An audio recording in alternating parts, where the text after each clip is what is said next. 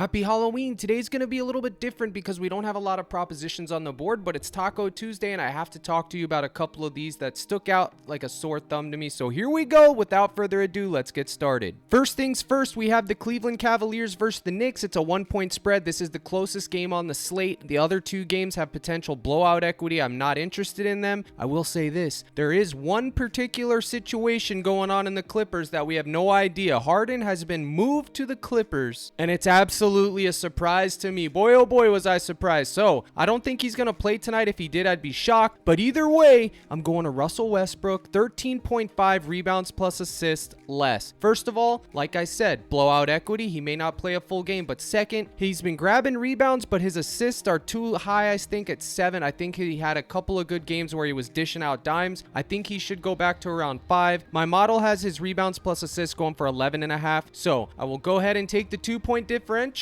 and move on. Evan Mobley. Okay, there's a lot of situation going on in the Cleveland Cavaliers. Garland's out, Allen's out, and Donovan Mitchell's questionable. Hear me out and listen carefully. Evan Mobley, when they put his fantasy score out, you need to take more on it, or you can just take his rebounds plus assists more, or you can take his rebounds plus points, just his points. Any combination of that, he should have his way. His usage rate is going to be extremely high in this situation, especially if Donovan's out. Even if Donovan plays, I still like it. But if Donovan sits for whatever reason, that sore hamstring, Evan Mobley, play of the day. Bang, lock it in. He will be the play of the day if Donovan's out. Next, also, the same game, Max Struss. He's not on the board yet. The dude can shoot, okay? That's what he does. He comes out there and he chucks shots. That's what he's there for. He also gets ancillary stats, rebounds plus assists. Max Struss, when they put his point prop on the board, it's probably going to be 18 to 19, maybe even more if Donovan sits. And you, my good sir, will be taking more on Max Struss, okay? He's not on the board yet, but when he gets there, you take more on his points. I don't want to hear anything about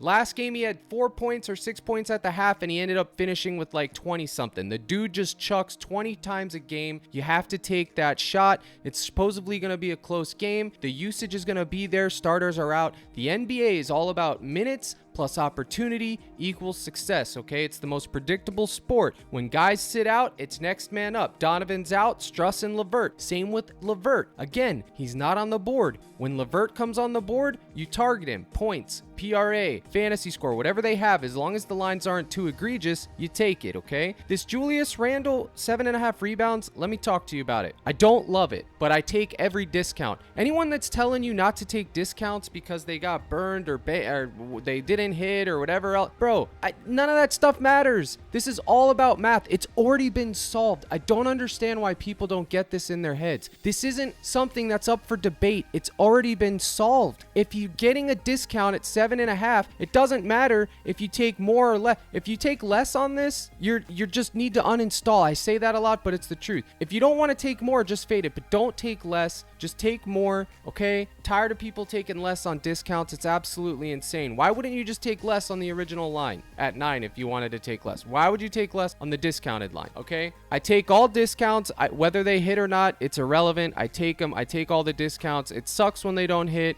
It cost me yesterday with Jimmy Butler and a bunch of two-mans, but that's just how this goes, man. I don't care about one day's result, and if you do too, you don't have the emotional fortitude to be gambling, period. Gotta give you guys tough love. A lot of you young heads are new to this, and you're gonna be getting shelled and beat up. I get DMs and Twitter messages all the time. Cap, I've been losing too much. I can't do it anymore. I'm just getting beat up. I hate to see it. I hate to see it. You're gambling out of what you can afford to lose, and you shouldn't be in that situation, guys. You gotta be smart. Just take 1 to 2 plays a day. This is a hobby. Popcorn money, movie theater money. Instead of taking your girl out on a date, you're putting 5 on a slip. That's how you look at it, okay? And hopefully at the end of the week, you ended up a little bit more positive than you didn't before. And if you want to take it seriously, then you need to construct your whole mindset into mathematical, analytical approach. You don't care about your gut. You don't care about what the public's doing. You don't care about the last 5. All you care about, book line, PrizePicks line, inefficiency, you take it. If you're taking this seriously, that's what you do. If you're making this a hobby, go with whatever play you want. Play whoever you want. I don't care. Do what you want, buddy. All right, let me step off my soapbox for a second here. God, you guys got me preaching again. Testify. Good God in heaven. Give me patience. And just like that, we got a little bit of fantasy scores. Let's see what we got here. All right, going back to the Clippers, I do want to talk about Paul George for a second. The guy's been in beast mode. He's been cashing. He didn't cash his points the other night because of a blowout, but the situation remains. He's been getting it done. He had like 5 steals or something in the first half. So if you want to target Paul George's first half fantasy, you could. If you want to take a risk and pretend that this game's going to stay close, which it can anytime these guys are professionals, it can always be close. It can always go against the spread. You can look at Paul George's fantasy. He does have a high usage rate and a high fantasy point per minute. All right, next up is going to be Zach Collins, more 6.5 rebounds facing the Phoenix Suns. Okay, the Suns have Booker officially out, Beal's out, so it's going to be Durant and Okogie and all the rest of the scrubs out there. Kevin Durant, he's another one that I want to talk about in a second here, but Zach Collins, he's going to play around 25 to 30 minutes. I'm not exactly sure what is going on with this rotation. I know Wemby's in the mix. Full disclosure, I did target Wemby's points, but now he's been bumped up, so I'm off that train. Zach Collins, 6.5 rebounds is popping on all the EV models and everything like that for book value, so there you go. That's a freebie from me to you. If it hits, it hits. If it doesn't, it doesn't. It's a long-term winner, I promise you that. It's minus 140 on some books, and we're getting it on PrizePicks for no juice. Give it to me. Now, Kevin Durant, the Grim Reaper, the Slim Reaper, if you will, okay? 50 fantasy points. If this game does blow out, give me less there. If you want to target Kevin Durant, I would take maybe his... I don't even know, man. Maybe his rebounds. His rebound sticks out like a sore thumb to me. I know he sold last game, which makes me like it even more. I could see him getting 8 rebounds in this matchup, but to be honest, I'm probably just going to fade him. I don't really love... I like less on PRA. I like less on fantasy. My model's telling me to take less on both, but I don't love it. I'm so tired of taking less on someone like Kevin Durant, only for the game to turn out to be close, and then he just soars over because there's no Booker or Beal. So that is in play. It's just not going out for me. These two are going to be my favorites. Again, LeVert and Struss, when they put them in the mix, need to be targeted. Now, this next segment, I'm just going to call darts, okay? Again, when the model comes in and the fantasy points become more prevalent, I'll be able to give you guys old school video type format where I go over just fantasy scores and whatnot, but I'm still waiting for more data to come in so I can predict it more accurately for you guys. But this little segment right here is going to be called dart segments, okay? If you want to take a flyer on Emmanuel Quickly at 11.5 points, you can. Last game, none of the Knicks showed up. That goes across the board. Randall, Brunson, Quickly, none of them. Quickly's one of those guys that can get in the ring and literally chuck up 20 shots at any given moment. That's probably an exaggeration because he's only going to play around 20 to 24 minutes, but he absolutely can get hot. I think he took 9 3-point shots the other night. 11.5 points is a decent dart if you're looking for something and you need something that's off the board to dart with your anchors. There you go. Another one would be Zubac. His rebounds or PRA or points rebounds or fantasy score, I don't love it, but it's absolutely something worth talking about. We only have 3 games today, so I will wait patiently for the fantasy scores for Mr. Mobley, Max Struss, and LeVert, okay? And then if you're so desperate and you're like, Cap, I need something so desperate, go to Josh Okogie, 20.5 fantasy points, or I'm sorry, not his fantasy point, his real point. My model has him going for 11.9, I think it was, 11.9 points. He's at 9.5. He put up a stinker last game, so his line's deflated. He should get this most of the time. I would probably say, I'm not going to give you a percentage of how many times he would, but my model likes it, and that factors in the percentage. I'm not going to go into the analytical deep dives on these videos as much anymore, because half of you don't even watch it, so I'm not going to waste my time. I'm going to keep my sanity, and I'll save that for people that actually care. Now, real quick, I want to go over my list yesterday. I really want to get into doing this more, reflecting on things, what hit, what didn't, why, but here we go. This was my list yesterday, my final list, and I had a couple other ones posted in the Discord, but this was the main list. Porzingis, more 37.5 fantasy points. He only played 3 quarters. He didn't play the 4th quarter at all because they were up by 30 at half, and it was ridiculous. It was never even a contest. Washington didn't show up, so that's why he sold. He was soaring over otherwise. Jaylen Brown, more 19.5 points.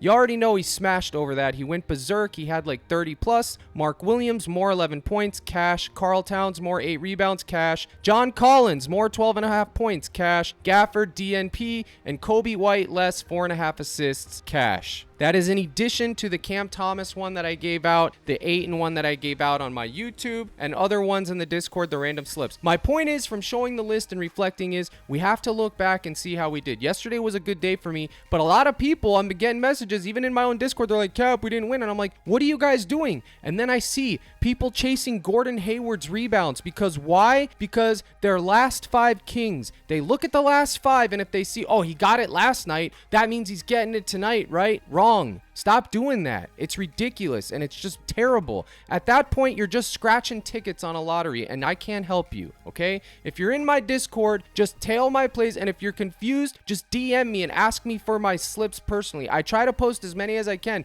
but that's all you have to do. Just listen to what I'm telling you to do. Stop going all over the place. It's ridiculous. I hate to say this, guys, but just follow what I tell you to do and in the end, you'll be all right. NFL was kind of brutal yesterday. The Raiders, they went all over the place.